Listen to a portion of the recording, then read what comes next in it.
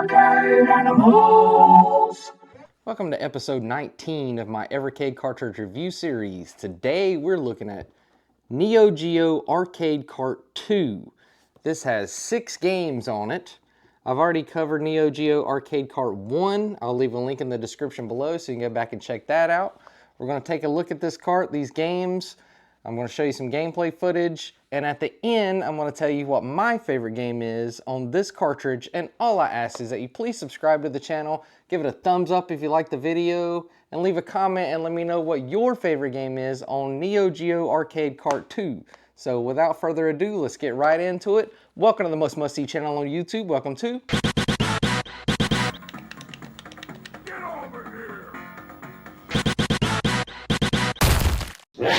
Animality. You're like gum on a shoe, ain't you? Give me this. It's a bit late for target practice now, don't you think?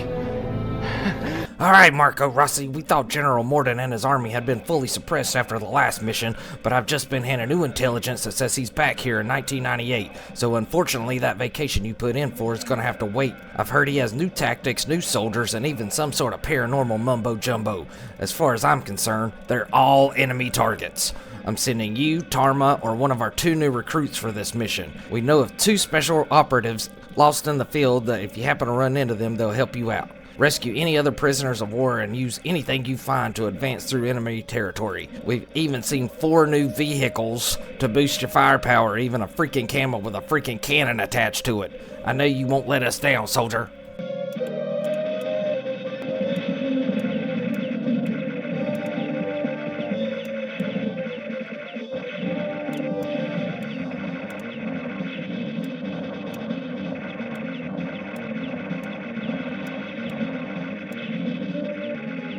Don't get me wrong, this is still an action-packed shooting, jumping, grenade-throwing, tank-riding Metal Slug game with its cool art style, but I like the first one better.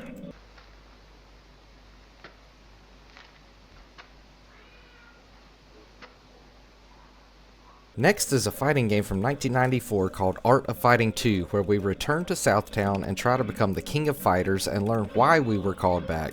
It's more complicated than it should be due to its controls. Tapping an attack button gives a weak hit, but holding the same button gives a strong hit. Then you have to remember what certain button combos do, such as B plus X is a low strike, or a direction plus X throws your opponent. You can also taunt your opponent with the Y button to reduce their rage gauge, but boasting may get you punched in the face. The higher your rage gauge is, the more effective special moves are, and at 75%, each character has a unique desperation move at 20% health. When playing solo, there are training stages between some opponents to boost stats. The artwork is nice, but I'm not a fan of this title. It's just not enjoyable, and the footage I captured is just me losing over and over for hours even after learning the moves. There are no dip switch settings to change the difficulty.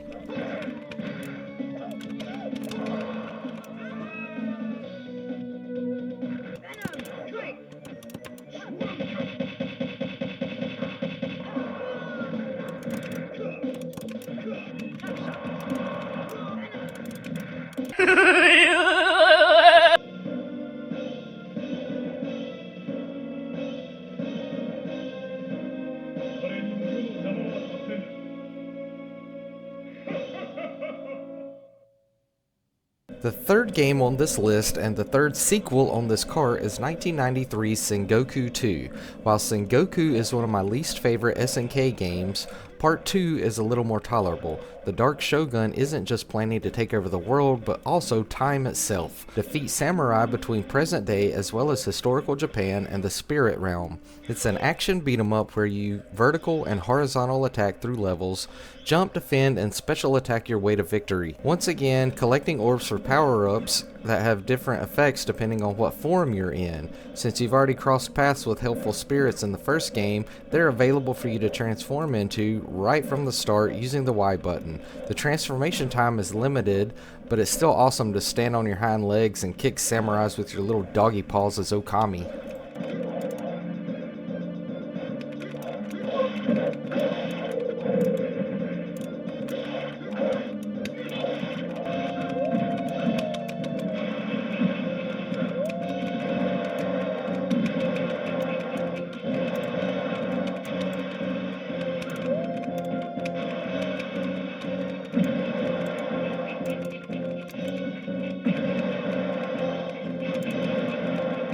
Don't be trying none of this stuff at home on your kids or your dogs.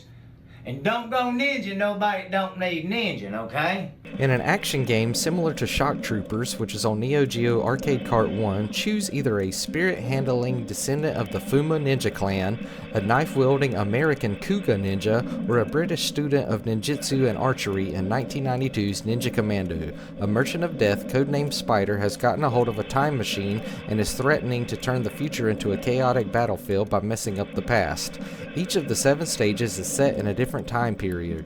Move with the joystick, attack with the A, turbo attack with Y, summer assault backwards to evade with B, which also sends a projectile in the opposite direction, and then there's the X button. If the name Ninja Commando didn't make you want to play this game already, first of all, there's something seriously wrong with you, but check this out. The X button is called Ninja Skills. Each character has a unique special move that's unleashed with the Ninja Skills button. Each character also has unique death blows that can be done with button combos typically seen in fighting games such as down to right plus A does Joe Tiger's tornado attack. This game is pretty radical, dudes.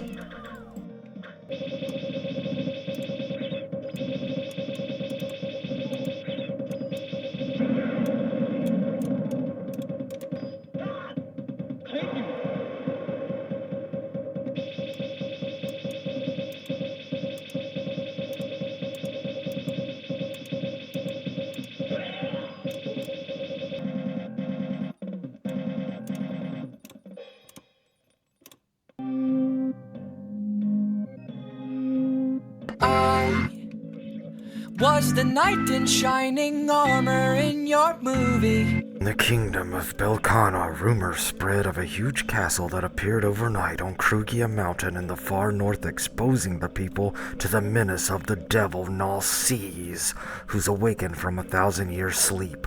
Will you be a brave enough hero to rid the land of this terror? Crossed Swords is an extremely unique FPS, first-person slasher from 1991. It puts you behind the main character as you slash and thrust with your sword, block with your shield, and sling magic spells through 7 levels in this RPG.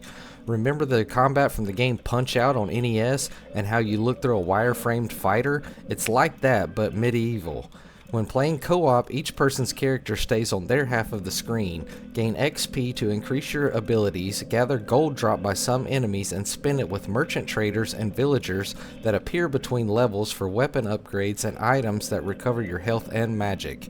The type of sword you're wielding determines the type of magic spell you cast. Pressing A plus B lets you unleash a special attack, but it comes at the cost of some health. Block and counter attack until you save the princess and rid the land of this horrible curse.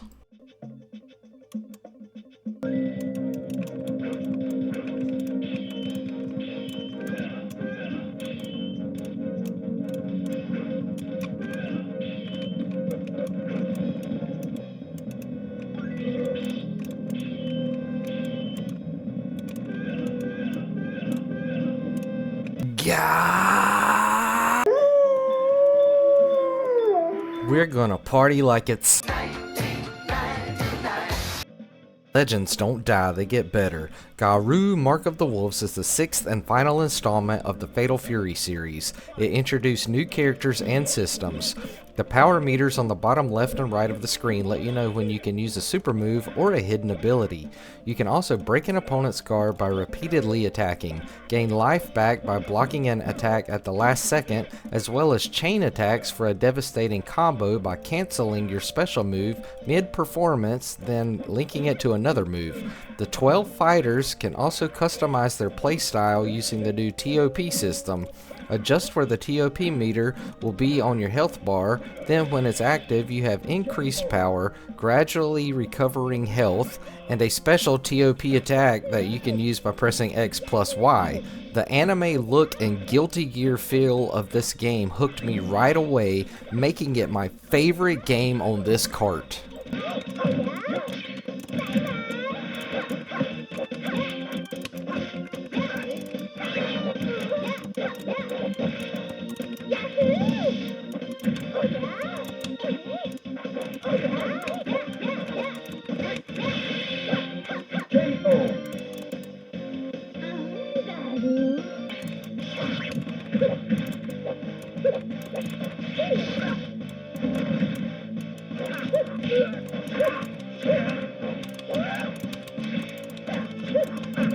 So if you want to be an official arcade animal, hit that subscribe button. If you like the video, give it a thumbs up, and leave a comment and let me know what your favorite game is on Evercade's Neo Geo Arcade Kart 2. And as always, thanks for watching, and we'll catch you on the next one.